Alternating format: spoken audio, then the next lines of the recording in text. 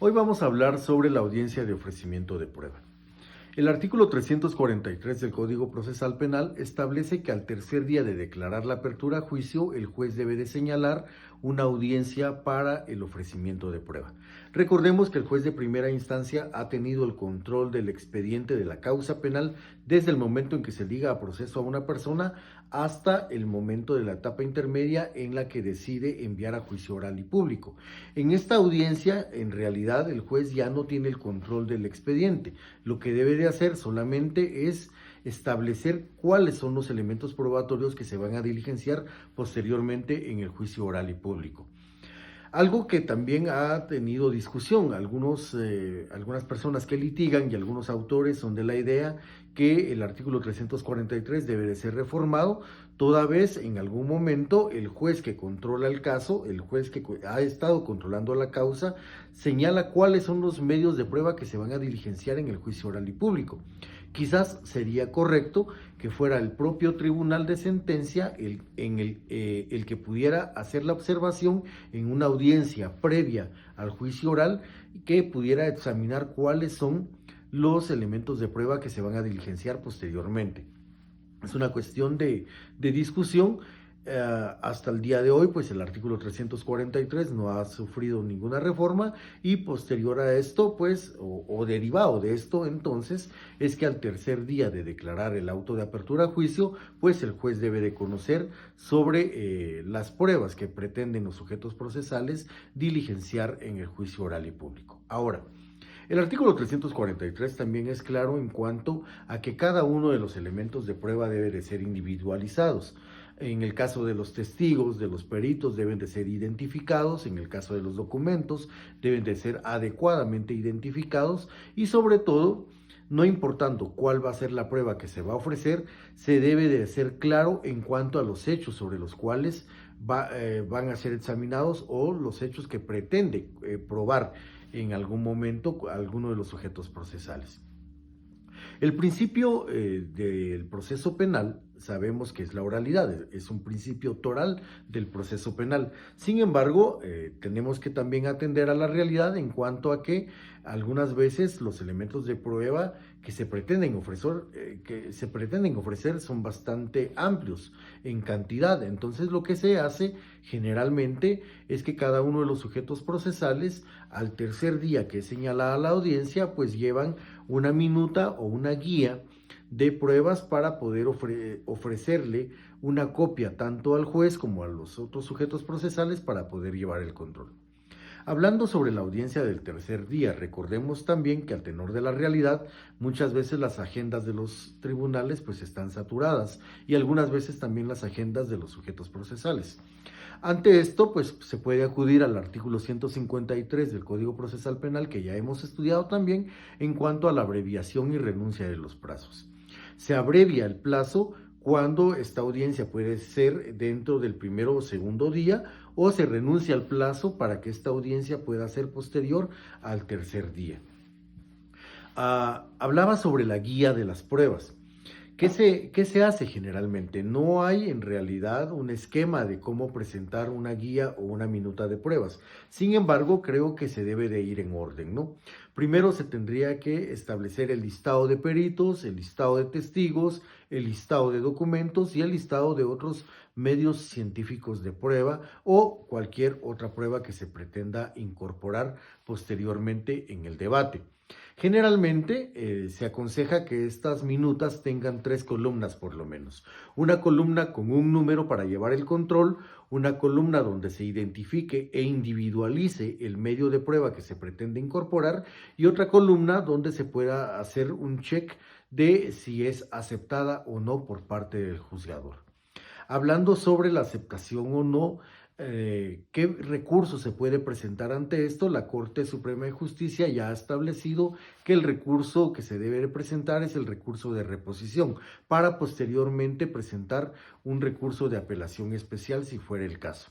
De la vía recursiva, pues vamos a hablar posteriormente en alguna de las clases. Bueno, ¿qué prueba se presenta? Hay un principio de libertad de prueba que se establece o se fundamenta a partir del artículo 182. que establece la libertad de prueba. Cualquiera de los sujetos procesales puede ofrecer N cantidad de pruebas que considere que son fundamentales para sustentar la teoría del caso y la legítima pretensión que se tiene a partir no solamente del artículo 5 del Código Procesal Penal, sino a partir también de lo que se conoce como la teoría del caso, que es lo que se pretende probar. Generalmente la prueba tiene algunos requisitos y solamente se acepta aquella que es útil, legal, pertinente y no abundante. Útil para el proceso, pertinente también para el proceso, legal sobre todo, pero algo fundamental y de lo que hay que tener cuidado es que la prueba no sea abundante. Si se pretende probar un hecho y se pretende probar con testigos, yo considero que 2 testigos por cada uno de los hechos son suficientes, a lo sumo 3. Esta es una cuestión que se tiene que discutir en la audiencia y que está a cargo de también el juez. Algunas veces hay algunos jueces que para diligenciamiento rápido de la audiencia, lo que hacen es aceptar toda la prueba que están ofreciendo los sujetos procesales. Creo necesario que, a pesar que no se va a razonar sobre cada uno de los elementos probatorios, sí el juez debe de tener la obligación de establecer un razonamiento en cuanto a si la prueba es útil, legal, pertinente y sobre todo no abundante. Sucede que algunas veces se ofrecen 5 o 6 testigos y posteriormente se tienen que renunciar a ellos porque el tribunal de sentencia en algún momento pues considera demasiado abundante la prueba para las legítimas pretensiones y para lo que se pretende presentar. ¿Cómo se lleva la audiencia? Pues primero se le da la palabra al Ministerio Público, posteriormente al querellante adhesivo y por último a la defensa. Esto va a depender mucho también del juez que está controlando la audiencia. Algunas veces lo que se hace es cruzar las minutas y ya solamente se hace una discusión sobre la objeción a las pruebas de cada uno de los sujetos procesales. Es decir, el Ministerio Público en el inicio ratifica toda la prueba que ha presentado en las minutas que han sido cruzadas previamente y posteriormente ya solamente objeta las pruebas ofrecidas por parte del querellante o por parte de la defensa. Por su parte, el querellante adhesivo suele adherirse a las pruebas que presenta el Ministerio Público, ofrecer algunas propias y objetar algunas de la defensa. En realidad no hay un esquema que se deba de seguir, va a depender mucho del juez. Algunos jueces consideran necesario discutir cada una de las pruebas y entonces solamente se lleva el control en la minuta y el Ministerio Público hace entonces, empezando por el Ministerio Público, individualiza cada una de las pruebas, establece los hechos sobre los cuales van a ser examinadas y posteriormente se le da la palabra al querellante adhesivo. Algo importante que hay que tomar en cuenta es que también en algunos jueces de sentencia, algunos tribunales de sentencia son bastante peculiares en cuanto a la audiencia de reparación digna. Si una persona es condenada, al tercer día también hay una audiencia de reparación digna. En esta audiencia de reparación digna se llevan las pruebas para establecer todos los parámetros que implica la reparación digna, fundamentalmente los daños y perjuicios. Sin embargo, es de consideración de algunos jueces que si estas pruebas no han sido ofrecidas dentro del tercer día, a partir de lo que establece el artículo 343, pues no las conocen. Algo que en realidad no se establece en esa audiencia. Sin embargo, hay que ser cuidadoso. El querellante adhesivo, recordemos que también tiene lo que antes se conocía como la acción civil.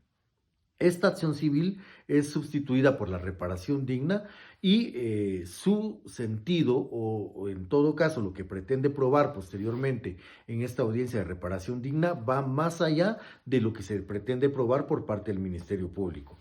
¿Por qué digo esto? Porque es necesario entonces que si el querellante adhesivo va a ofrecer prueba, es pertinente que pueda ofrecer también prueba para adelantarse incluso a la audiencia de reparación digna.